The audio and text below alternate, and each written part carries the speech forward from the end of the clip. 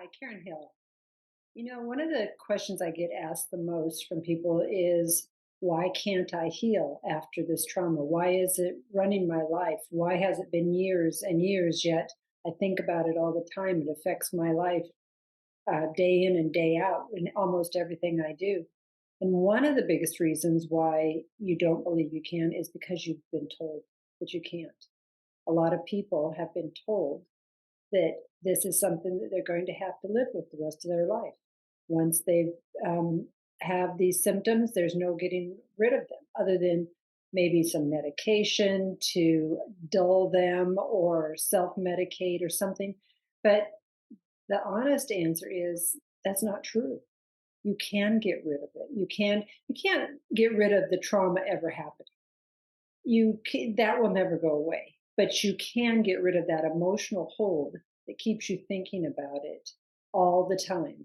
Even if you let a day or two go by and it pops back up, it's always there. And the sad truth is, it will always be there unless you actually finish processing. Because what happens is when a traumatic event happens, it gets stuck in one side of our brain. You've heard of left brain, right brain, and we're talking about getting it back into that whole brain state. Because once it's stuck on that one side of your brain, playing over and over in this loop continuing, um, it's going to stay there forever because that's the survival mechanism that it thinks that it has to stay active to keep you on alert, to keep you to make sure that if anything like that happens again, you're going to pay attention because it kept you alive up until now.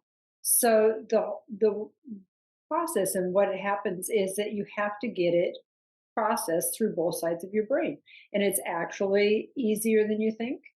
Um, Most people have never been told that it's even possible to get the rest of that trauma to finish processing in the mind.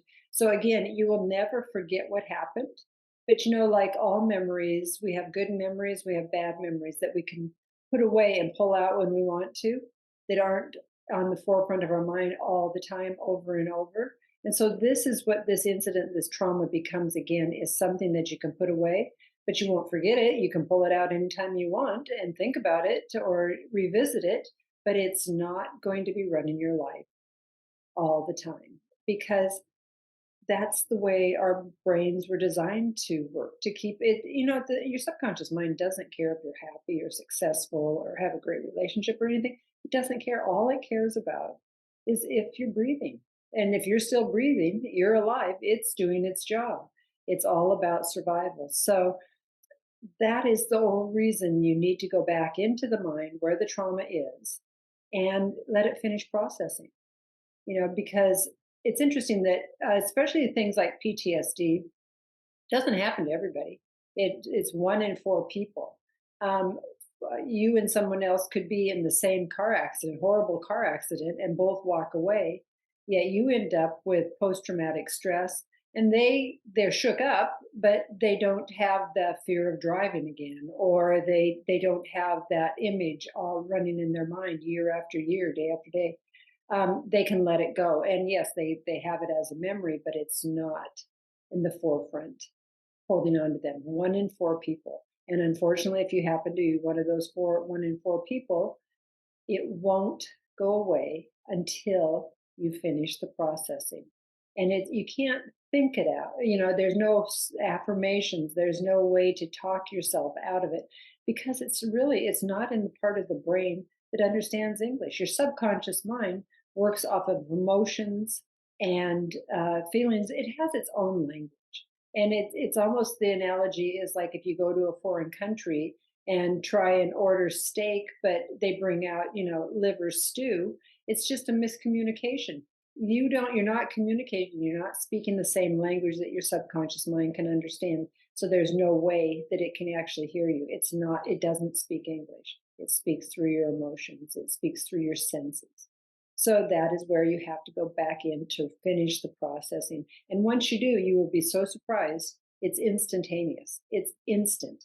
There's a shift that happens once your subconscious mind goes, oh, that event's over. We don't have to keep you in protection all the time. So I hope that explains it a little bit. And the question of why can't you let it go and get on with your life? It's because your mind, your subconscious mind, is keeping you protected, and it's doing a really good job if if you're still breathing.